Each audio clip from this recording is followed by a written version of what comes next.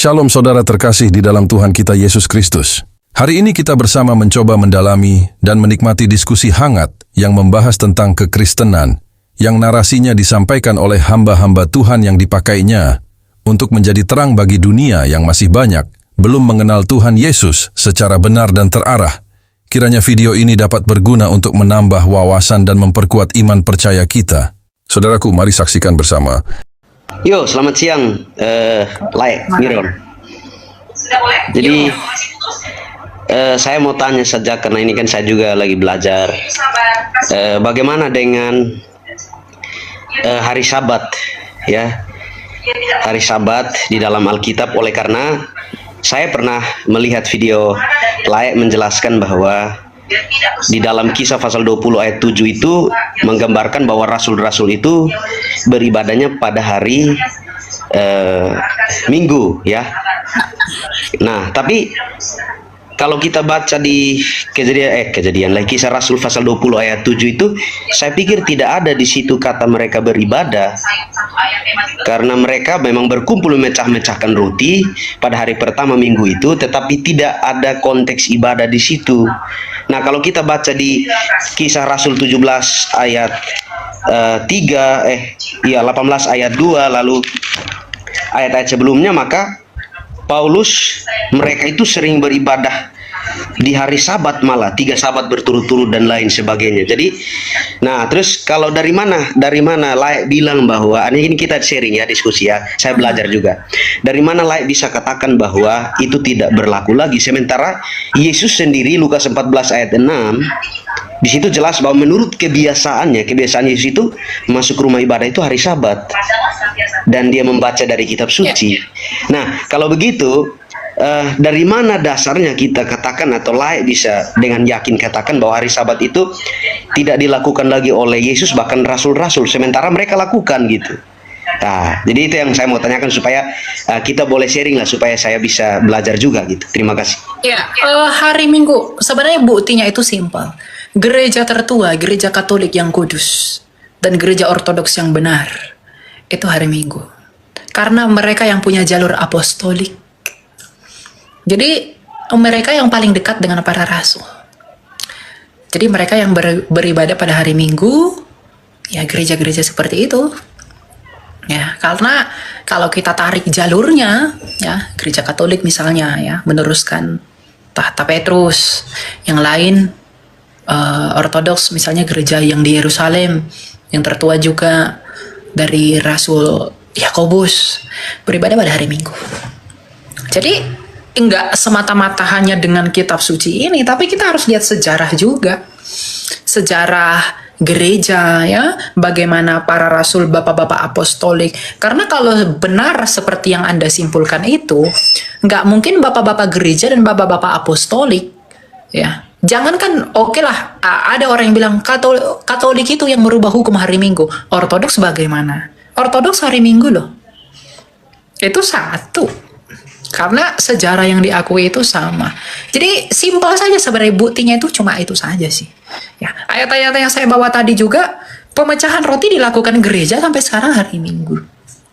Ya, memang tidak ada ditulis literal itu ibadah, tapi sejarahnya itu kan ada.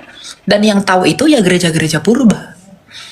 Kalau kita gereja-gereja baru-baru lahir ini ya tidak tahu. Jadi saya lebih percaya kepada yang tua-tua itu daripada yang baru lahir yang hanya menafsirkan teks tanpa tahu sejarah, tanpa mengerti sejarah. Ya, itu buktinya. Kemudian mengenai Yesus beribadah pada hari Sabat, betul. Para rasul juga beribadah pada Sabat, betul. Karena mereka orang Yahudi. Mereka Yahudi ya, mereka harus melakukan itu. Saya bukan Yahudi. Kita bukan Yahudi. Untuk apa saya melakukan itu? Mazmur 147 ayat 19-20, hukum-hukumnya itu diberikan bagi bangsa Israel. Dan ia tidak berbuat demikian kepada bangsa-bangsa lain. Makanya dikatakan di dalam Kolose 2 ayat 16 dan 17, Janganlah kamu membiarkan dirimu dihakimi mengenai hari-hari raya, bulan baru, hari Sabat, makanan minuman. Karena itu adalah bayangan dan gambaran yang akan datang, sedangkan wujudnya ialah Kristus. Jadi memang Yesus melakukan itu semua untuk apa? Galatia 4 ayat 4. Untuk menunjukkan kesempurnaannya di dalam perlakuannya kepada hukum Taurat, di mana Taurat itu yang menjadi kutuk bagi kita karena ketidakmampuan kita melakukannya. Itu dibenarkan oleh karena kesempurnaannya atas perlakuannya itu. Makanya dalam Galatia 3 ayat 13, kutuk hukum Taurat dipatahkan. Ya, jadi iman Kristen itu bukan tentang iman nggak boleh makan ini, nggak boleh makan itu. Nggak, para rasul nggak begitu. Penglihatan Petrus, misalnya tentang makanan minuman. Penglihatan Petrus, ya, sebelum dia sembahyang, dia diizinkan Tuhan memakan sesuatu yang dia anggap najis selama ini. Artinya apa?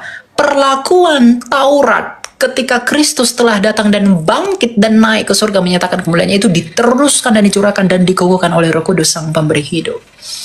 Ya, jadi itu Yesus melakukan sahabat apa sahabat itu dia tetap lakukan. Ya, dia melakukan itu kok. Kenapa? Karena dia Yahudi. Ini nggak hanya sahabat, kurban pun mereka lakukan. Jangan hanya sahabatnya dong. Kalau mau setia dengan itu, ya kurban pun mereka lakukan. Oh, bait Allah belum hancur kok pada saat itu. Persepuluhan pun mereka lakukan. Apakah persepuluhan masih berlaku? Rasul mana yang terima persepuluhan? Nah, gitu dah. Itu ya. Jadi ya iman kita tuh iman hidup bro. Bukan iman only by scripture. Tapi there is a history in there. Ya. Oke, terima kasih, Lai. Tapi saya agak tertarik karena Lai kutip penglihatan Petrus. Saya pikir kalau baca konteks daripada kisah pasal 10 tentang penglihatan Petrus, tidak ada di situ tentang soal makan. Tetapi dari penglihatan itu kan ada artinya di ayat selanjutnya bahwa Allah sedang mau menjelaskan Allah tidak membedakan antara orang Yahudi dan Yunani. Jadi saya pikir Lai Miron berhati-hati juga menafsirkan Alkitab. Tidak. Kita baca kisah Rasul 10 ya. Iya, dibaca saja karena selanjutnya akan dijelaskan penglihatan itu gitu. Oh, sekarang aku mengerti bahwa Allah tidak membedakan baik orang Yahudi maupun orang Yunani. Karena di zaman itu membedakannya antara makanan halal dan haram, gitu loh. Nah, enggak itu. Oh, coba dibaca. Silakan aja dibaca. Nanti kita boleh belajar bersama-sama.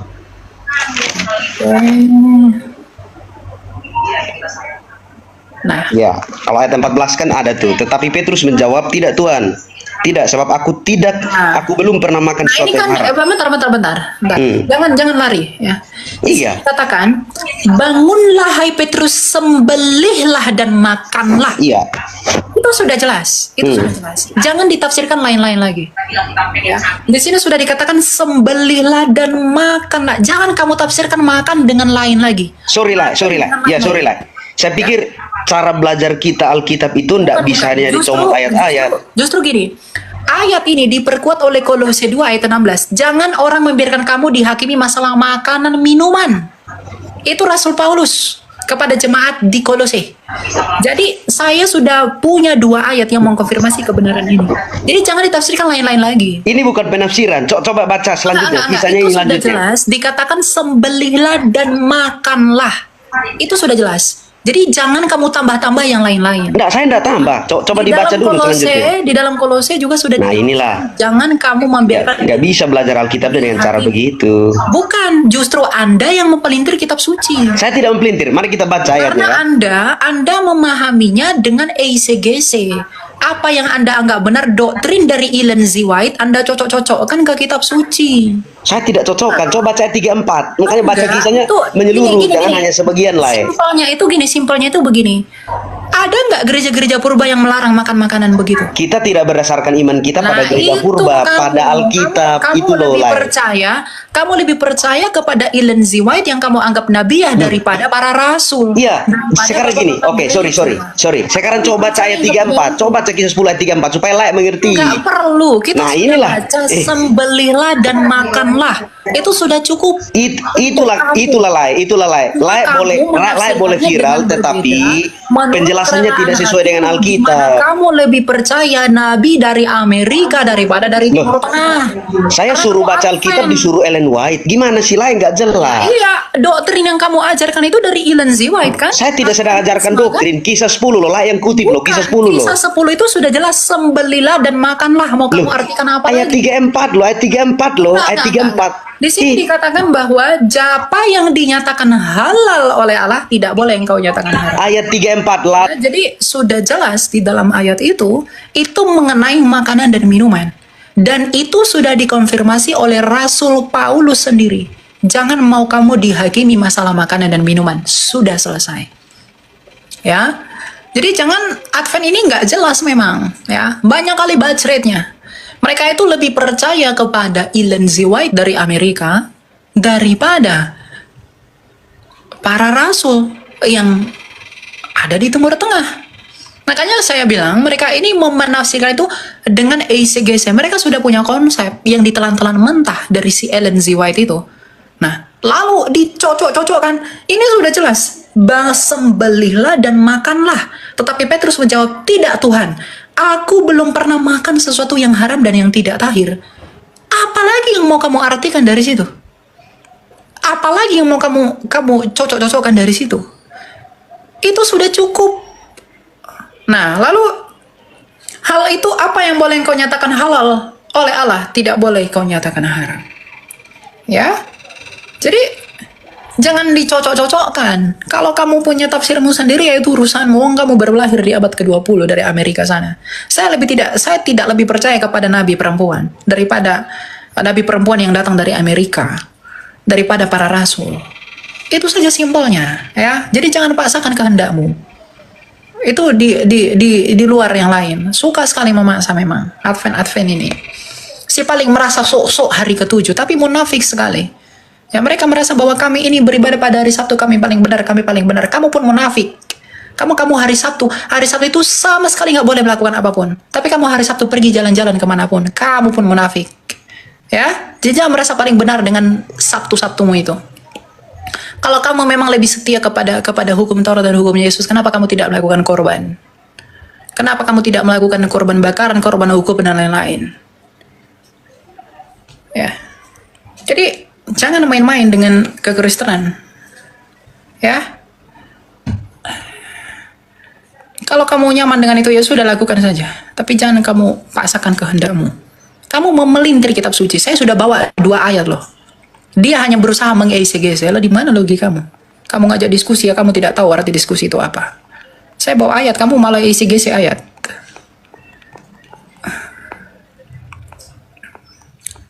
Gitu ya, jadi jangan suka hatimu menafsirkan ayat itu.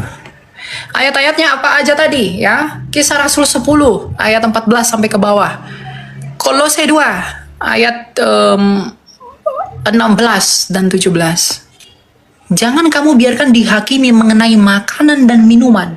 Kurang jelas apa lagi tuh coba? Janganlah kamu membiarkan dirimu dihakimi mengenai makanan dan minuman. Itu sudah jelas.